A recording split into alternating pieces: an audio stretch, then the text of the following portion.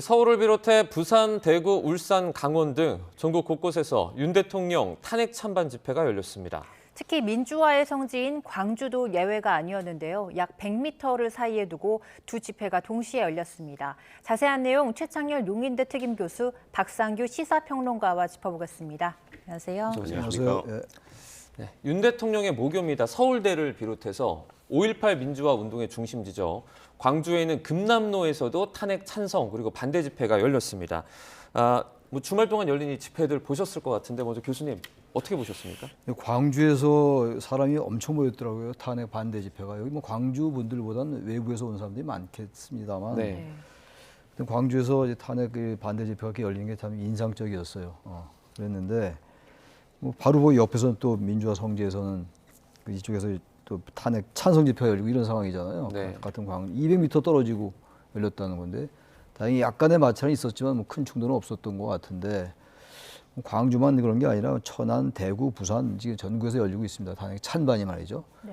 그러니까 이게 지금 점점 탄핵 반대 집회의 그 집회의 규모는 좀 커지는 분위기긴 해요. 네. 그리고 이제 윤 대통령이 계속 탄핵에 이제 반대하는 그리고 계엄이 정당했다는 그런 메시지를 내고 있는 상황이고 국민의힘도 마찬가지고 말이죠. 이러다 보니까 이게 같이 이제 상승작용을 일으키면서 계속 탄핵 반대 집회가 높아진 것 같아요. 근데 탄핵 찬성을 했던 분들은 탄핵의 이 탄핵 심판의 결과가 어차피 인용적으로 생각해서 그런지 생각보다 집회 규모가 좀 작았었어요. 네. 근데 워낙 이쪽이 탄핵 반대 집회 규모가 늘어나면서 특히 전광훈 목사며 전한길 강사냐 이런 사람들이 워낙 이제 좀 제가 볼 땐 좀 선동에 가까운 이런 얘기들 많이 하는 것 같은데 이러다 보니까 이제 탄핵 찬성 집회도 점점 규모가 늘어나는 이런 상황으로 가고 있습니다. 다시 말하면 탄핵 심판을 둘러싸고 시간은 얼마 안 남은 것 같긴 한데 탄핵 최종 결론이 말이죠. 심판 결론이 점점 양측의 이 지금 여론전, 장외전이 점점 뜨거워지는 말이 좋아서 뜨거워지는 것이 이건 아주 극단적인 상황으로 가는 거예요. 게다가 거기 유튜버들도 같이 합세하고 있는 상황이고 네. 그러니까 틈만 보면 자신의 이익을 위해서 뛰어드는 그런 형국이 되고 말았어요. 특히 탄핵 반대 집회하는 쪽에서 말이죠. 이따가 얘기가 나올지 모르는데 뭐 다른 또 한국 상황에서도 뛰어들었어요. 탄핵도 찬성 집회 쪽에. 네. 이런 상황이 대단히 우려스럽다. 그런 느낌을 받았습니다. 네. 특히 이번 집회에서 두드러진 건 광주에서 유명 한국사 강사죠. 전한길 황연필 씨가 찬반 집회에 참여해서 상반된 목소리를 냈다는 건데요. 직접 들어보고 오시죠. 오늘 우리 광주에 모이신 우리 시민들과 국민들의 연락과 같은 지지로 곧 60%를 넘고 70%를 가게 될 겁니다. 실제로 우리 민초들은 국가로부터 받은 게 없음에도 국가가 위기에 닥치면 목숨을 걸고 국가를 위기에서 구하려는 아름다운 DNA가 있고 그 DNA 중심은 호남입니다. 같은 한국사 강사인데요. 일단 탄핵을 바라보는 시각이 두 분이 다른 것 같아요. 어떻게 보셨어요? 일단 좀 그 팩트 정리를 좀 해드리면요. 네. 이런 말이 있죠. 무승부면은 주최 쪽이 판정패다. 제가 왜 이런 말씀을 드리냐면 이번에는 경찰이 광주 집회의 반탄이다 찬탄이다에 대해서 공식 비공식 인원을 전혀 밝히지 않았어요. 네. 워낙 민감한 집회였고 시차도 나기 때문에 네. 다만 매일신문에 의미 있는 분석이 있습니다. 계속 이런 집회 때마다 AI 분석을 해요. 드론까지 띄워서 특히 낮 집회인 이 탄핵 반대 집회를 분석한 결과 주최는 원래 주최 측에서는 10,000명 모이겠다고 신고했었는데 네. 이 매일신문 AI 분석에 따르면 최소 15,000명에서 최대 22,500명이 모인 것으로 보인다. 평균 18,500명이다. 왜 이렇게 10단위까지 나오냐면요. 이게 아주 과학적인 기법을 가지고 분석을 한 거예요.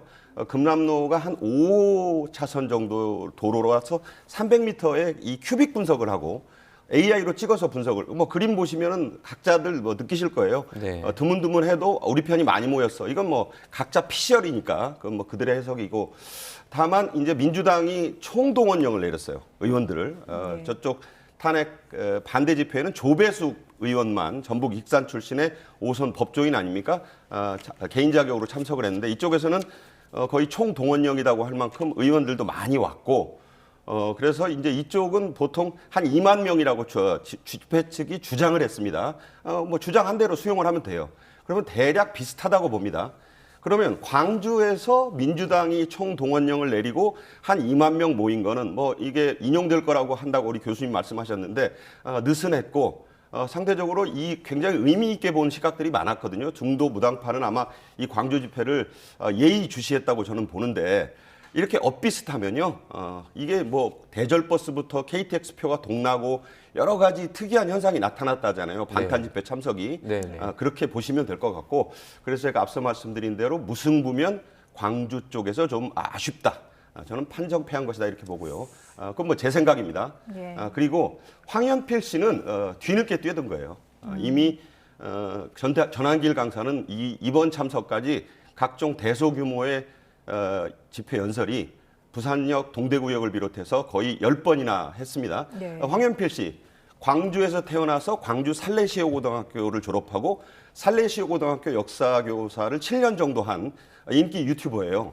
이분도 뭐 한국사로 인기가 높죠. 저도 뭐 여러 번 봤습니다만 이게 왜 이렇게 유튜버, 특히 한국사 강사, 한 사람은 경북 경산 출신의 경북대학교에서 석박사까지 밟은 전한길 씨, 네.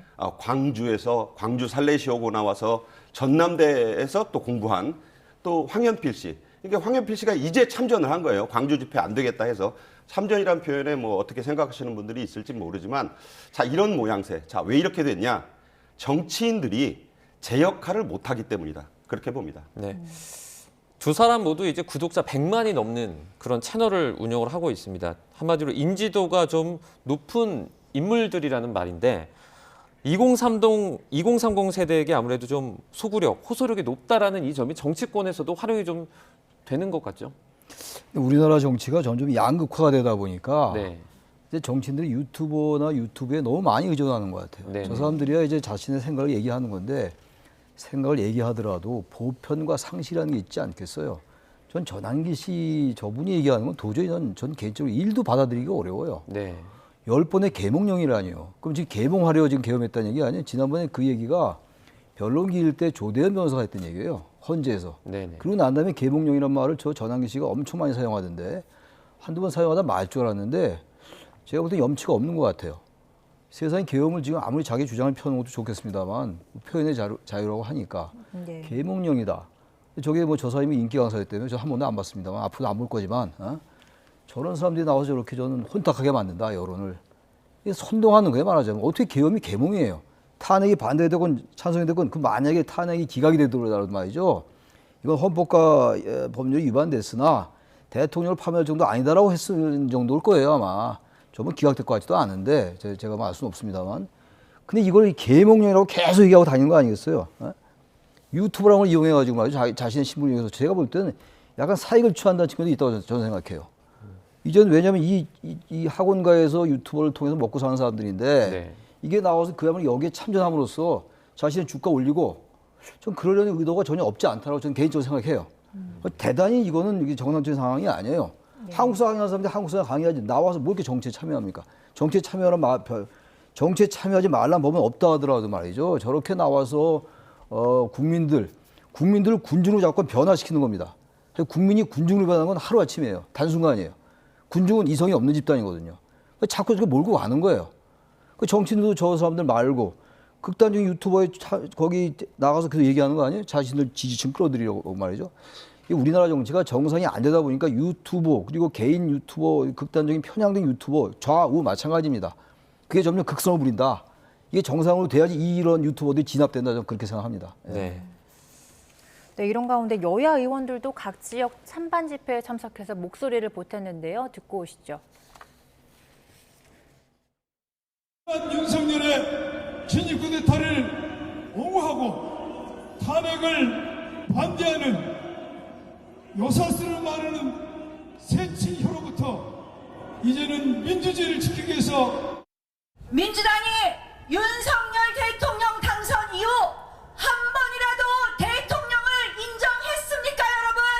오로지 이재명 대통령 만들기에 있었습니다, 여러분. 네, 탄핵 심판이 이제 막바지에 접어들면서 여야도 이제 총공세를 하는 것 같아요. 각 발언 어떻게 들으셨어요?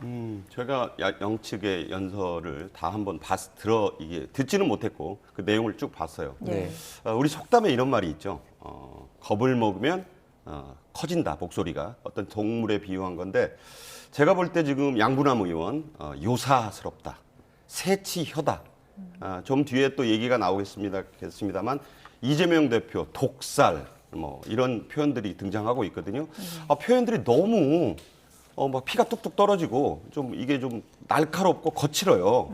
자, 이렇단 얘기는 좀 여유 있게 왔었거든요. 이재명 대표나 민주당 측에서는 이게 뭐 이제 3월 초에 하고 또 벚꽃 대선 안 되면 장미 대선 뭐 이런 분위기였어요. 그런데 저렇게 이제 양부남 의원 등이 대거 뭐 광주 지역구니까 내려가겠죠. 지난번 동대구역 때도 대구 지역 의원들 7명 갔었으니까 그걸 뭘 할 생각은 없습니다. 네. 지역구 차원에서도 가야죠.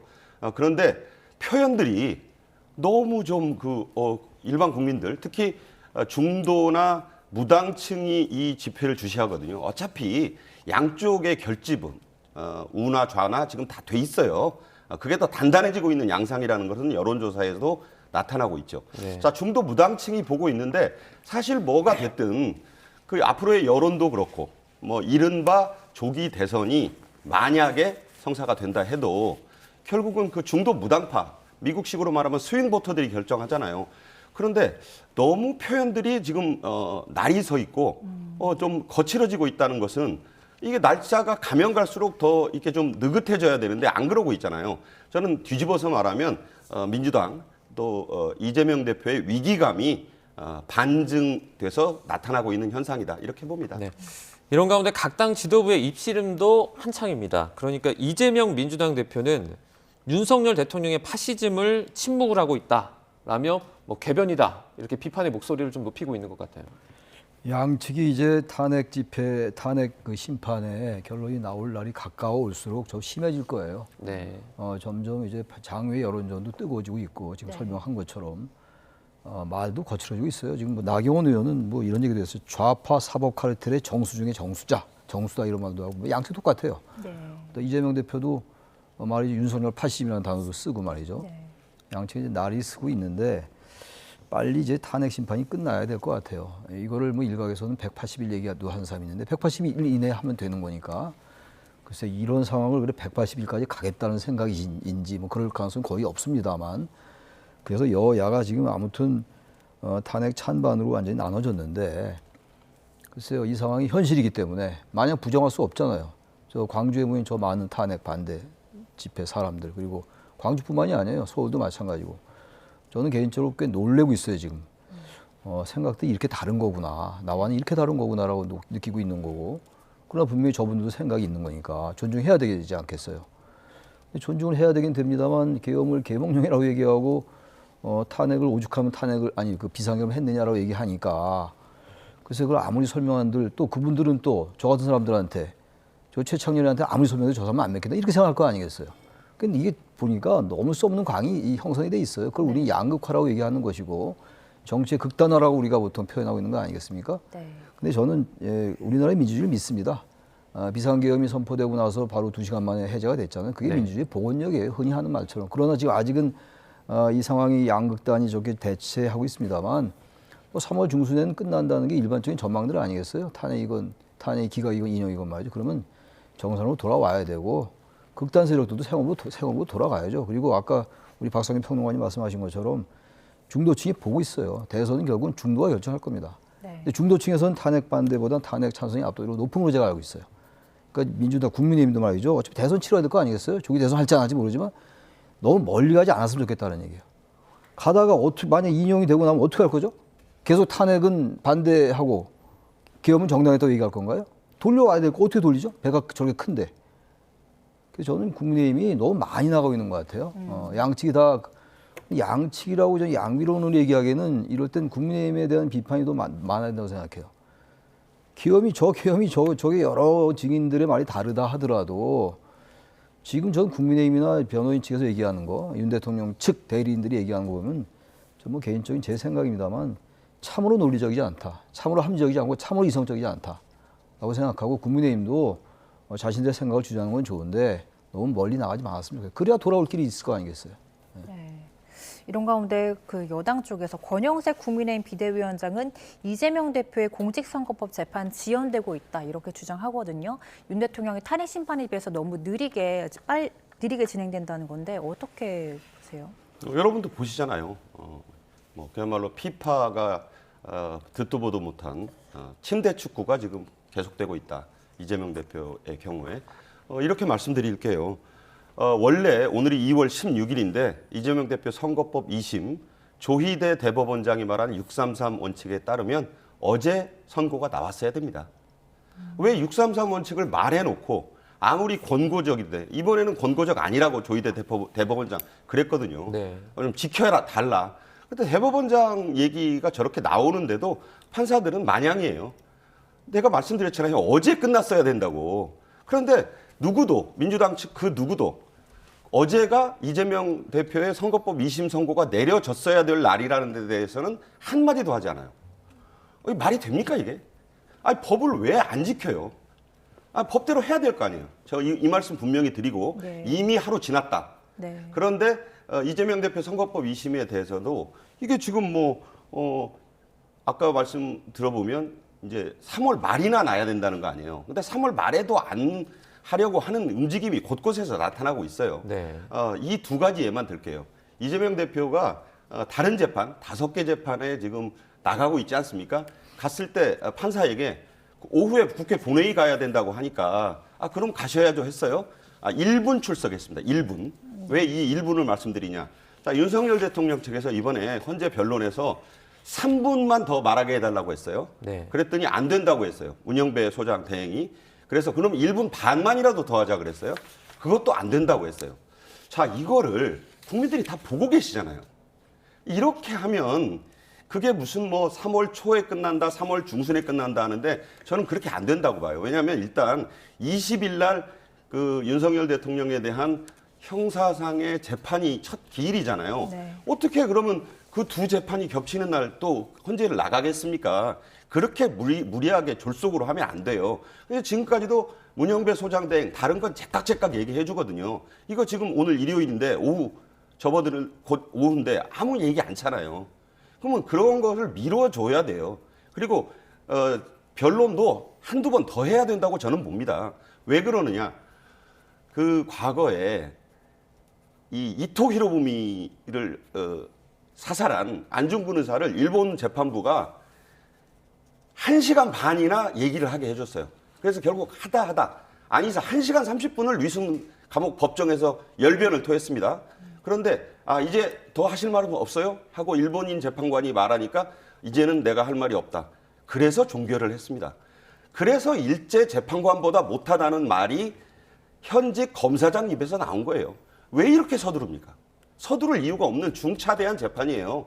좀 절차를 지켜서 했으면 좋겠어요. 네. 본인이 4월 18일 날 문안에 나서 다급한 건 알겠는데 그렇게 하면 안 됩니다. 이 부메랑 된다는 걸 말씀을 꼭 드리고 싶어요. 네, 탄핵 심판을 이제 너무 서두르는 것 같다라는 또 평론가님의 개인적인 의견도 있었는데요. 근데 각 당에서는 네. 저는 요 얘기 좀 하나 하고 싶어요. 네네.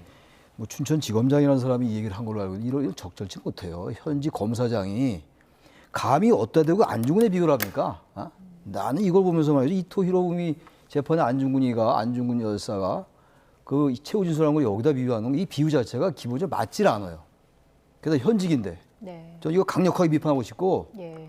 그리고 또 하나 문제가 이 헌재 재판 이 과정을 문제 삼는데 보기에 따른 좀 빨리 서른다는 측면이 있을 수 있으나 보세요.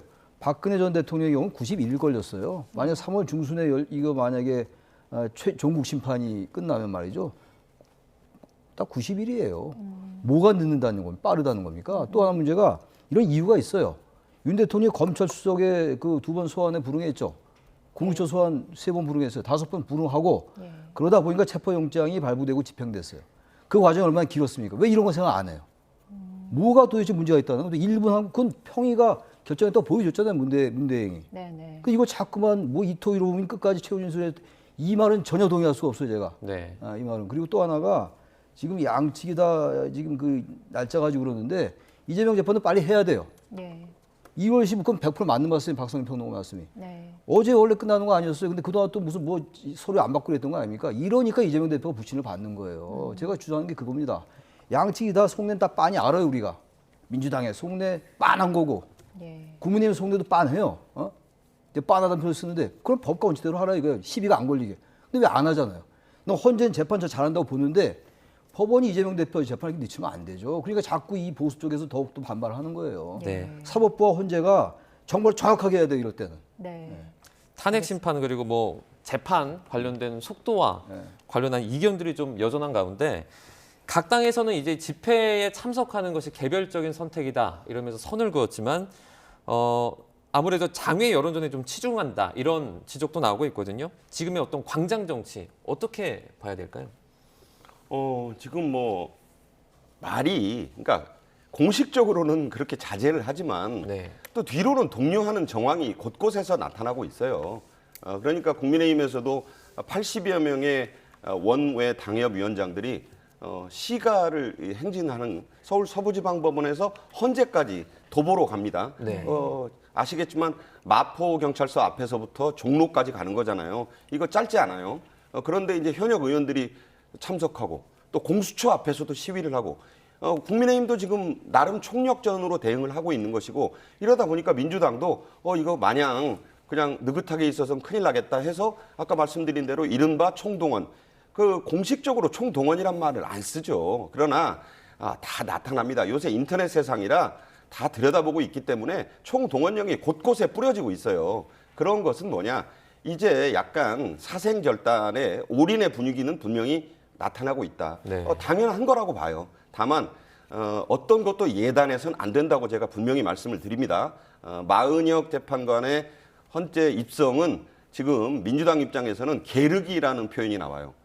해도 별로 불만도 있고 이익도 있고 안 해도 그렇다. 이게 무슨 얘기냐?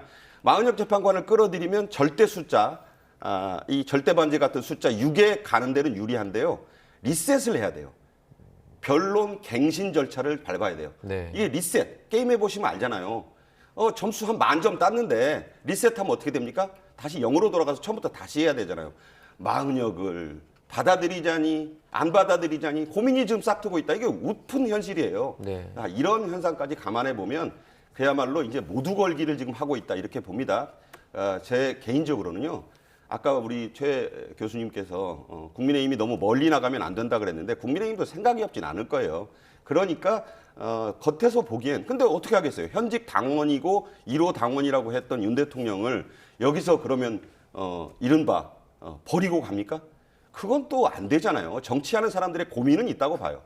반면에 이재명 민주당 대표를 끌어안고 어쨌든지 조기 대선으로 가려고 하는 민주당의 입장도 제 입장에서는 참 딱한데 거기도 선택의 여지가 없어요. 비명계의 목소리는 안 나오고 있잖아요. 해도 일축하고 네. 뭐 만나서 뭐 커피 한 잔 안 놓고 여러분 그 마이크 갖다 놓고 두 사람 앉아서 얘기하는 거 보셨잖아요. 한쪽은 개헌 얘기하고 한쪽은 뭐 알았다 뭐 잘 참고하겠다 하고 그냥 보여주기 식으로 퍼포먼스하고 헤어지지 않았습니까? 지금 양쪽은 극단적으로 가고 있는 거예요. 서로 양쪽 극단적으로만 가고 있기 때문에 정치의 여지는 지금 전무하다. 근데 걱정이에요. 20%가 넘는 중도층 무당파 이 국민들은 이 사태를 대한민국은 어디로 가느냐 너무 우려스럽게 보고 있다. 정치하는 사람들은 이런 것에 귀를 기울이지 않으면요 부메랑 맞습니다. 네. 네. 최 교수님은 여론조사 어떻게 보고 계세요? 여론조사 지금 봤잖아요. 지금 민주당과 국민의힘의 지지도가 거의 비슷하게 나오고 어떤 경우는 국민의힘이 높게 나오기도 해요. 네. 저는 그래서 국민의힘 지지자들이 저 탄핵에 반대하는 사람들도 사람이지만 그분들 말고 일반적인 보수층들은 이미 대통령과 국민의힘을 좀 분리해서 보는 것 같아요. 탄핵에 대해서 이제 인용 전망을 많이 한다고 저는 생각을 합니다. 개인적으로. 네. 그럼 그분들도 그럴 것 같긴 해요. 뭐죠? 제가 그분들하고 다 얘기를 안 해봐서 모르겠습니다만 그러니까 국민의힘 지지도가 저렇게 뭐 높게 나오는 거라고 봐요. 그러니까 이제 기존의 대한민국 정치의 그 양대 이제 정당, 양대 극단적인 양대 그 이제 진영 대결 논리가 그대로 이제 적용되는 거죠. 지난번 대선 때도 뭐 23만 표 차밖에 차이가 안 났잖아요. 네. 그 구도로 가고 있는 겁니다. 근데 문제는 제가 자꾸 중도층 얘기하는 게 스윙보트 얘기하는 게 중도층들은 탄핵 반대 집회, 찬성 집회 잘 안 나올 거 아니겠어요. 네. 뭐 나가는 사람도 있겠지만 이 사람들이 이걸 어떻게 보고 있을까? 결국은 그 중간에 있는 이 유동층, 부동층이라고 얘기하는 스윙 모터, 흔들리는 표심들이 결국은 단판은 질 거예요. 이게 조기 대선이 만약에 열린다면 말이죠. 그렇게 되면 국민의힘이 불리할 수 있지 않을까라는 생각이 들어요. 예, 그래서 저는 현재 여론조사는 아주 비슷하게 가고 있습니다만 네. 이거를 국민의힘이 착시 현상을 일으키면 안 된다고 저는 개인적으로 생각합니다. 네. 이번에는 그 민주당이 강조하고 있는 명태균 특검법 도입 관련한 얘기도 저희가 해보도록 하겠습니다. 지금 김봉식 전 서울경찰청장이 언급을 했습니다. 계엄의 이유가 뭐 대통령의 개인사다라는 그런 주장을 했는데요. 관련한 발언을 저희가 좀 먼저 듣고 오도록 하겠습니다.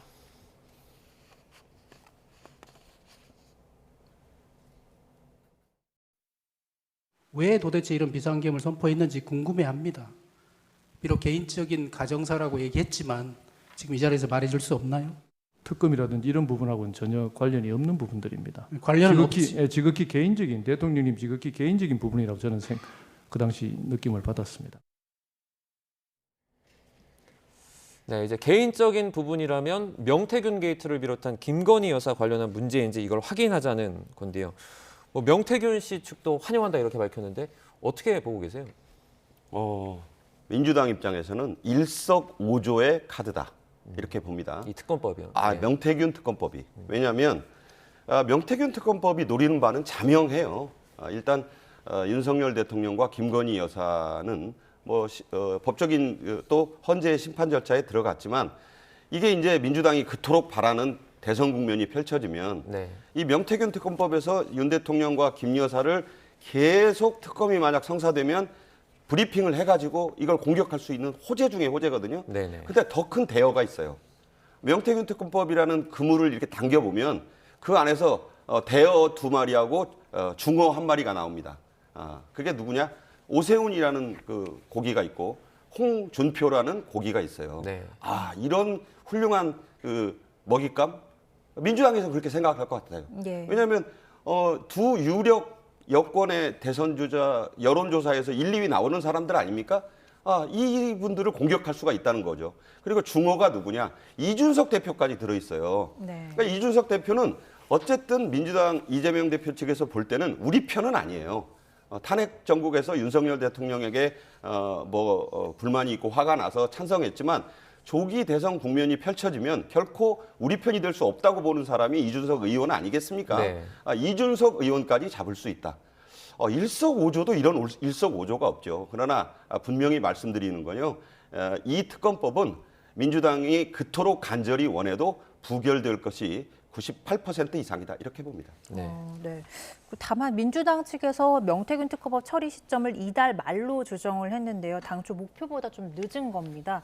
결국 최상무 대행이 거부권을 행사할 거란 이런 분석도 있는데 어떻게 보세요? 명태균 특검법은 결국은 성사되지 않을 것 같아요. 이거 왜냐하면 여야 합의도 안 될 뿐더러 여당으로서는 지금 잘 설명하셨잖아요. 필사적으로 나올 수밖에 없죠. 이건 2달 이상 계속 갈 거예요. 그럼 대선이 앞으로 2달 내지 3달 이후에 치러진다고 본다면 5월 달까지 치러지고 그렇게 된다면 이거 뭐 여당으로서는 계속 얘기가 나올 텐데 김건희 여사 얘기도 계속 나올 거고 말이죠. 저건 여당이 받을 수가 없어요. 근데 제가 볼 때 이게 정치적인 속내를 다 떠나서 생각하면 저거 좀 밝혀지긴 좀 밝혀져야 돼요. 명태균 얘기가 계속 나오다가 이제 비상계엄 선포하면서 얘기가 가라앉았던 거였잖아요. 그러다가 민주당이 이슈를 좀 이제 부각시켜야 되겠다는 필요성이 생긴 것 같아요. 그래서 명태균 특검을 꺼내고 있는 건데 저는 결과적으로 저건 성사되기 어렵다. 저는 그렇게 봅니다. 네. 이제 다음 달에 헌법재판소 선고가 내려질 가능성이 있고요. 민주당에선 이미 조기 대선 움직임을 좀 보이고 있습니다. 근데 국민의힘은 본격적으로 이제 행동으로 옮기기에는 조금 시기적으로 어떻게 보면은 이렇게 적극적으로 하지 못하는 부분이 있잖아요. 왜냐하면 이제 탄핵을 염두에 둬야만 이걸 할 수 있기 때문에요. 말씀드린 대로 이중적으로 공식적이진 않지만 네. 투트랙을 지금 하고 있다고 봐요. 겉으로는 윤석열 대통령을 지키는 공식적인 움직임을 보이지 않을 수 없는 것 아닙니까? 민주당에서는 왜 그러냐고 그러는데 정당은 정권을 잡기 위해서 모인 사람들의 결사체라고 네. 국어사전 찾아보시면 지금도 나와 있어요. 권력을 잡았는데 그 권력의 정점인 현직 대통령이 아직도 판단과 선고를 앞두고 있는데 그 결과를 예단할 수 없는데 어떻게 대통령을 포기하고 가겠습니까? 하지만 조기 대선의 움직임은 여론조사에서도 나타나고 있기 때문에 네. 마냥 손 놓고 있을 수만은 없는 그런 형국에서 지금 가고 있다. 여론도 또 각종 언론사들이 알아서 또 조사를 해주고 있잖아요. 국민의힘이 뭐 부탁한 거 아닌데 네. YTN도 하고 있고 뭐 여러 언론사들이 후보들 순위 매겨서 잘 알려주고 있지 않습니까? 그러니까 지금 민주당은 이걸 그냥 그 조기 대선으로 가고 싶은 거예요. 왜? 조기 대선 국면으로 바꾼다는 것은 그 전제가 딱 나와 있잖아요. 윤석열 대통령 파면. 자, 그러니까 파면을 말하진 않는데 훌륭한 전략인 거예요. 달을 그리는데 달을 그리지 않아요. 그게 아주 훌륭한 말이거든요. 중국에 나오는 홍은타골이라 그럽니다. 주변에 구름을 그려서 달을 드러내는 수법이에요.